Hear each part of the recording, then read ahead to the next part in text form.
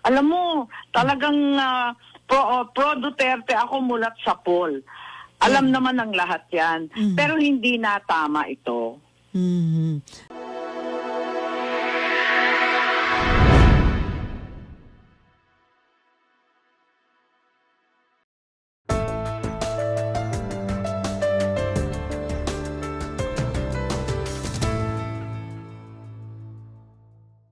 Hi ma'am, magandang tanghali po.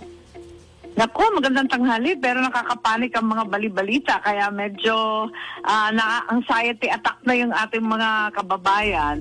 At eto nga, kasi tayo kinakabahan na kasi hindi yata pumapasok yung iba't ibang mga vaccine. Kailangan natin para magbukas yung ekonomiya at muling kumita ang ating mga kababayan. Ma'am, yung ba yung nakikita nyo na reason bakuna ay naging problema? Kasi after 1 year, akala ko after 1 year medyo makakahinga na tayo na maluwag, mas makakalabas na ng maayos, pero mas lumalaho yung sitwasyon dahil more than 7,000 yung naitala kahapon na panibagong kaso. Ang tingin yung dahilan lang po, naging mabagal sa procurement at gain din sa distribution ho ng bakuna?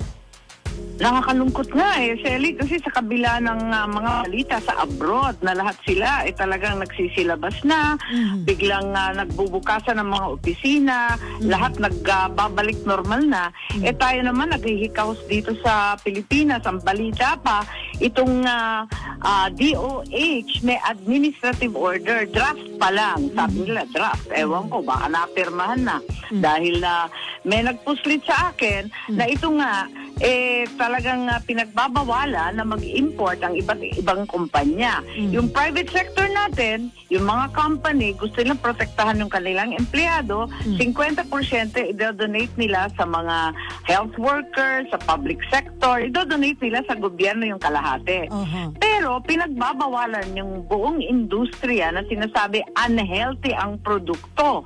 Nabalitaan ko to at isang nagmamalasakit dyan sa kabinete, inabutan kami ng admin order na nakasaad na bawal daw lahat ng nangangalakal ng tabako, asukal, milk products, at alcohol, soda, ibig sabihin mga soft drink, lahat yan bawal. So ibig mo sabihin, San Miguel, Gokong Way, Oishi, Lusiotan Group, lahat yan bawal na magpasok ng anumang vaccine.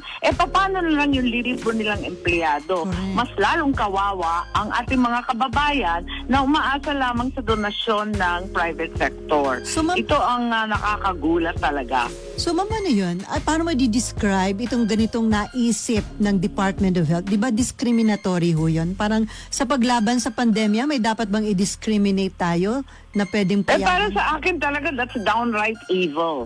Talagang wala akong magandang masabi tungkol dyan. Kasi sa panahong ito, ang talagang pag-asa natin, talaga yung bakuna na yan. Kung bakit yung kasuluk-sulukan ng Africa, yung mga isla ng Indonesia na halos hindi maabot ng bangka, abay meron na silang vaccination program. Bakit tayo itong mahiwagang rollout, hindi pa nagagawa? Tapos pinagbawalan din lahat ng donation para sa ating mga Filipino-Chinese, Kasi yung Chinese government, meron silang allocation para sa federation, sa PhilChi, yung mga Chinoy, Pati sa yun. Chamber of Commerce. Pati yun, pinagbawalan, prohibited daw by Secretary Galvez from importing. Bakit nila hinaharang lahat ng nagbibigay sa atin ng bakuna? Bakit pinagbabawalan yung mga korporasyon na gustong magpasok? Kasi yung mga LGU, ayan, hirap na hirap sa papeles. Ano ba talaga ang nangyayari? Hinaharang-harang. May masamang biro, di ba, Selly? Ang sabi daw, pagbabawalan naman daw yan. Pero hindi naman daw forever. Pag malapit na daw sa eleksyon, mga bandang September, dadagsa na yan. Naku, masamang biro yan. Pero ma'am, mukhang yung biro nyo na yun, nagkakaroon na ng konting bahid ng katotohanan? Oo nga, nakakapikon talaga. Ano ba naman to? Tapos nabalitaan ko.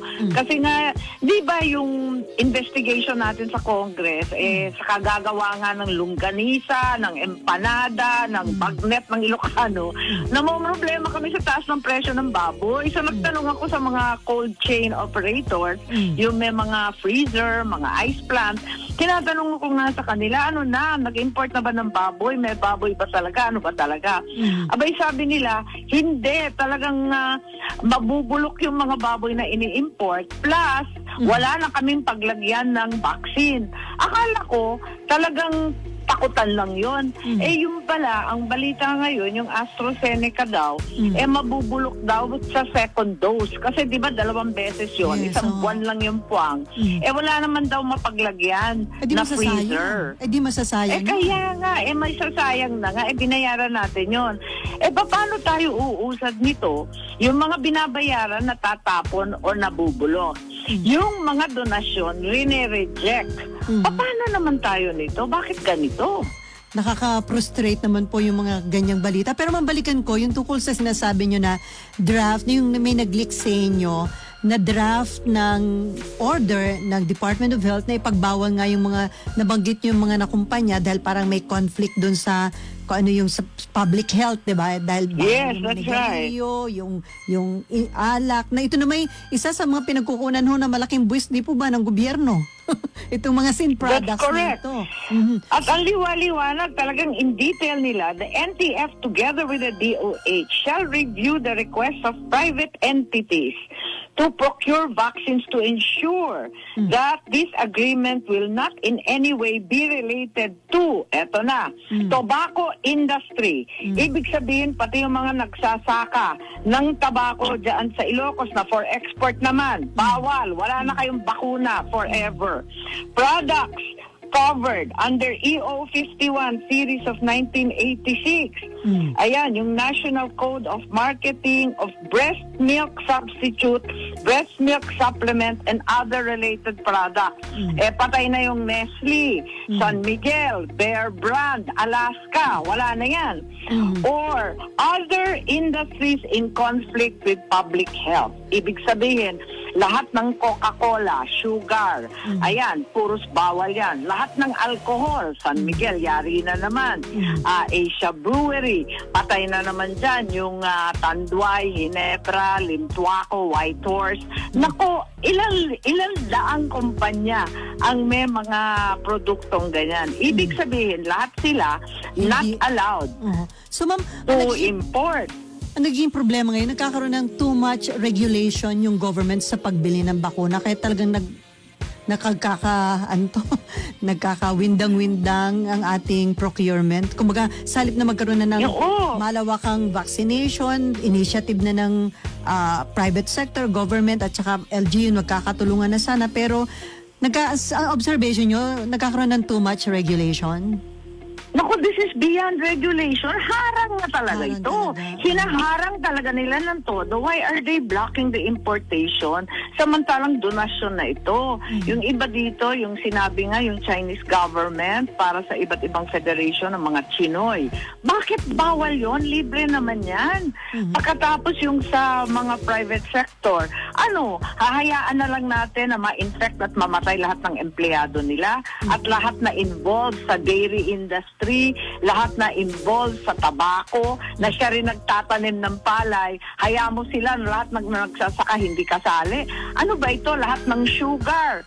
Kung kasali ka, mang parte ng Negros, ng Iloilo, ng Panay, bawal na lahat yan. Ano ba ito nangyayari sa atin? So ma'am, anong pwedeng gawin on your part bilang lawmakers, manawagan na wag aprubahan or paano? Ewan ko, bad shot na yata ako, Selly, kasi pinapabuwag ko na yung IATS na yan. Baka sabihin, yan, luka-lukang yan, bayaan na ninyo. Kaya lang galit na ako, nagagalaiti na kami dito. Isipin mo, libre na yung bakuna, hindi-hindian pa. Ano ba naman ito? Pero ma'am, Talaga naman. Ang pwedeng implication yan, eto, dumadaan na nga sila sa tripartite agreement with the government. Ngayon, FDA, approval, kasi emergency. Hindi naman ibebenta yan. Ipamimigay yan ng libre kasi hindi naman allowed na commercial usage. baka pag hinarangan nila, ma'am, yan, gumawa na sila ng paraan, mas lalong malagay yung concern nila na makabili ng peke, na bakuna.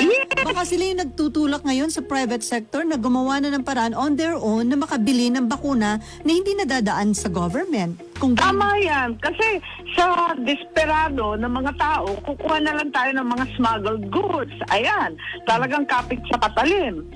Kung ano-ano na lang kukunin, nasasabihin peke, kung saan palusot. Ay, nako, ano ba naman to? kung Pambihira na lang. ma'am, Kung i-package yung tawas, baka mabenta pa sa magkadesperado ng tao. kung ganyan po yung nagiging hakbangin nila, kasi nabibigyan ba ng false hope ang government? Kasi may sinabi si Vaccination SAR Secretary, Vaccine SAR Secretary Carlito Galvez na target nila this year ma-achieve yung herd immunity, yung target na herd immunity, at magkakaroon daw tayo ng better Christmas. Pero kung ganyan po yung gagawin, do you think doable or false hope yung binibigay nila sa Unang-una sa health workers pa lang pagkabagal-bagal nagulat na nga kami, binibilang nga namin siguro aabot ng 43 years kapag ganito kabagal. Iniintay pa isa-isa, tapos kulang-kulang pa yung mga syringe at mga swab. Ay naku, pambihira naman talaga. Ano ba nangyayari sa atin? Parang yung iba, may mga ibang sender, hindi na daw nila alam kung anong sasabihin. Ano yun? Talagang nakakapagod na ba? Or talagang nandun yung frustration? Isang taon na ito Isang taon na Nakakaawa na diba? Yung mga jeepney driver, yung mga basurero, yung mga janitor, na talagang arawan lang ang kinikita. Nagmamalimos na Ang tagal-tagal na, hindi na ito nakakatuwa Pero ma'am, ngayong, ayun nga, dapat may ayusin dun sa may alang mali na strategy pagdating nga ho sa procurement ng bakuna. Pero the mere fact na 7,000 plus na itong sa isang araw lang itong panibagong kaso, ito daw ay hindi. Naku, day before yesterday, almost 8,000. Pero ma'am, ano to? May dapat ba na bumalik tayo sa lockdown o hindi nakakayanin ng ating ekonomiya? Sinabi nila, hindi na daw magla-lockdown. Pero tignan mo naman nangyayari, hindi ba halos lockdown na rin dyan? Yung 50%, magiging 30% mga tao. Tapos yung mga nonsensical pa, ilalabas pa nila na mga, yung curfew. Kasi nagtitipon daw ng curfew. Di ba sila pumupunta sa Divisoria, sa Central Market, sa araw, kadami-daming tao. Nako, tapos yung ibang secretaries natin, di ba? Punta ng punta na napakaraming tao ang hinahakot para may crowd daw. Ano ba naman ito? Teka, mabalikan ko, kanino daw po bang idea yon dun sa nag-leak sa inyo, yung ipagbawal itong mga kumpanya na ang mga produkto nila tinuturing na sin products? Mismong kay Health Ako Secretary. hindi ko nga maintindihan. Imagine sin product, pati gatas, pati asukal, lahat na lang sin product. Hindi ko talaga maintindihan bakit ito. Pero ang napapasok sa utak mo mali siya nagiging malisyoso ka Dahil ang balita, 'di ba, noon pa na yung Bloomberg, the Union, itong health advocates na talagang pinagpipilitan na maging healthy tayo. Na gusto naman natin, sino bang ayaw maging malusog at malakas ang katawan at okay na okay ang pamilya.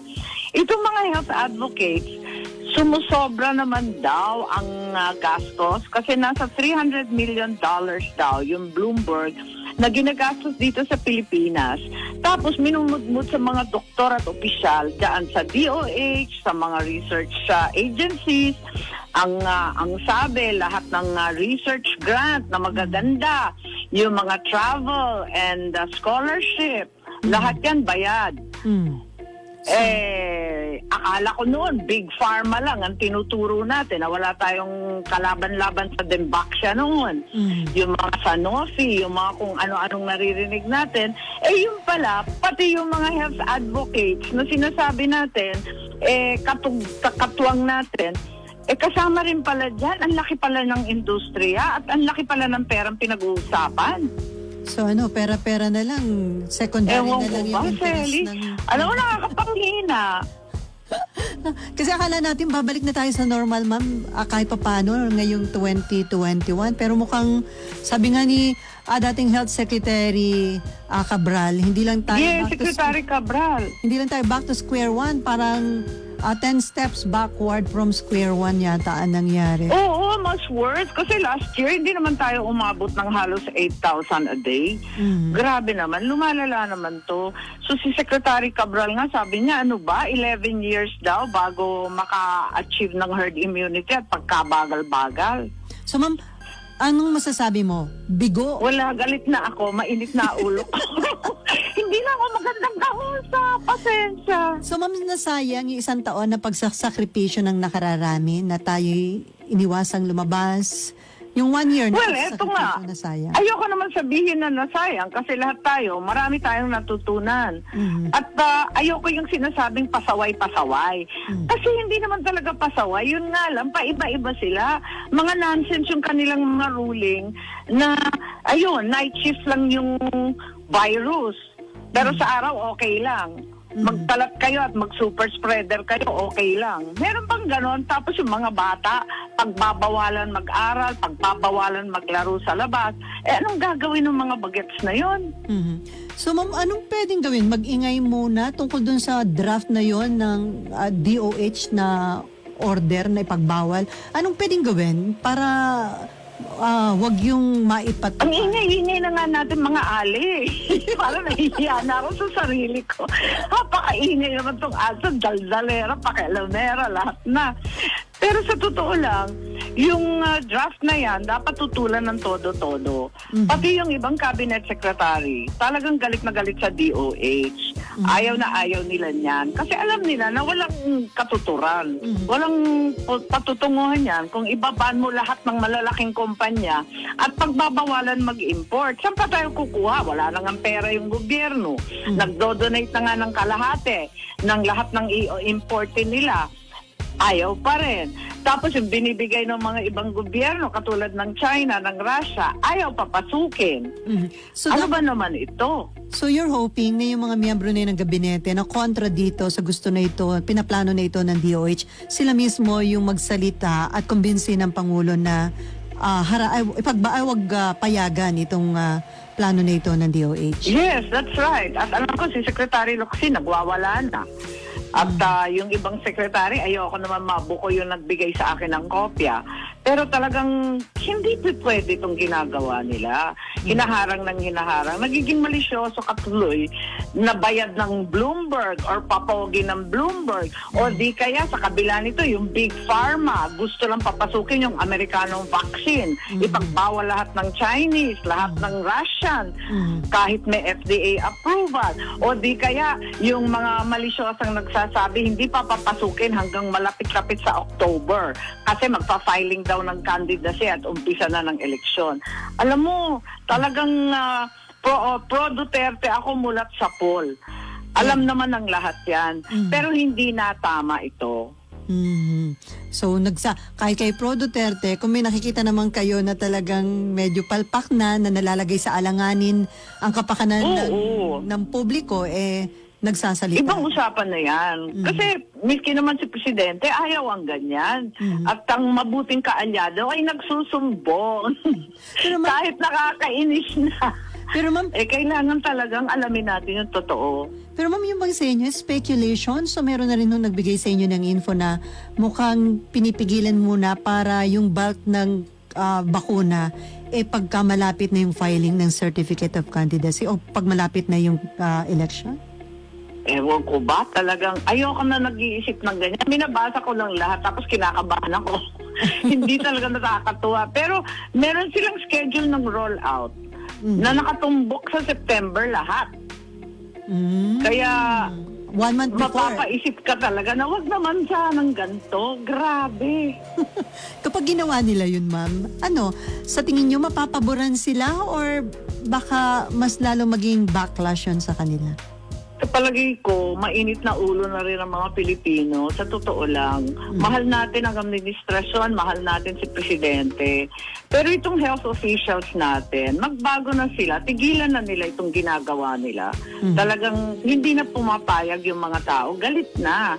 Hindi biro-biro yung naglilimos, yung walang trabaho, ay walang kinikita, walang hindi talaga ito kakayanin. Kaya Paiba-iba na lang ang pangalan eh. Kunyari, circuit breaker. Ginaya sa Singapore at sa UK. Kunyari, 30%er. Ay nako, pero lockdown pa rin yan. So, dapat talaga na magpatupad ng ganun. Kasi kung hindi, tataas ng tataas yung kaso. So, conforme kayo dun sa pinabangon. Siyempre, talaga naman tataas ng tataas yan. Kakarampot lang yung testing. Wala pa yung vaccine. Ba nagbago after 1 year ng pagdurusa? Ay, nako. Nararamdaman ko ang frustration nyo, ma'am. At alam ko, dalawa yung inyong issue ngayon. Hindi lang itong sa COVID, sa bakuna. At alam ko, sumulat na rin kay Presidente, may pinalang reso para naman pigilan yung planong itaas pa yung volume ng importation at ibaba ang taripa sa... Oo, yung mga taripa sa baboy. Baboy. So, ano ba, umaasa naman kayo? May Hindi kasi yan taripa. Di ba, dyan tayo kumikita. Dyan kukunin yung pambili natin ng mga vaccine. Kung ganito, di tuluyan na tayong walang pambili. May balita naman kayo, ma'am, grabe. na papanigan kayo ng Pangulo doon sa usapin ho na yon ng taripa at saka doon sa... Ewan ko ba? Ako wala nang ginawa. Di magtanong. Tapos compute naman ang compute si Senator Villar. Alam mo naman, magaling magsuma yun. Naku, tinototal niya kung magkano yung kikitain, yung magkano yung mawawala sa gobyerno. Ewan ko ba? Sana pakinggan naman kami. Ay, nako, parang lahat lagi tayo, napapabuntong hininga na lang. I know. Imagine Sabado, gusto ko sabihin, happy weekend. Pero anong ginagawa ng karamihan? Kung may pera ka, nagpa-panic buying at sa Lunes daw, lockdown ulit. So, malabo pa na bumalik tayo sa normal, magiging ano pa rin kayo, via online ang inyong session, lalo na naka-lockdown ngayon ng Senate at may mga kaso nga sa Senate. Oo, grabe. Ilan ang under observation? Sa Senate alone, 140 almost ang compromised persons na identify. Kawawa naman yung mga empleyado natin, walang testing. So, I think malabo pa. Talagang Zoom girl pa rin tayo. Nakaka-drain na din yung laging Zoom at laging online, hindi ka makalabas ng bahay. Sa totoo lang, nakakapagod nakakapagod at mas mahabang oras yung Correct. Zoom. At saka pag alam nila, nasa bahay ka lang, lahat ng oras, buong araw at gabi, talagang kinakalampag ka. Parang mas mahaba yung working hours mo, nakaka-drain talaga. Naku, ma'am, bago tuluyang Higit umili sa lahat yung helplessness. Correct. Kung wala kang magawa, talagang yun ang makakapikon. Parang minsan gusto mo na lang pumunta sa isang lugar na isolated ka, wala na pwede kang maglakad na wala kang pangamba na may makakahawa sa iyo. Totoo, maigi pa sa probinsya. Correct. Ay nako, ma'am. Ay nako.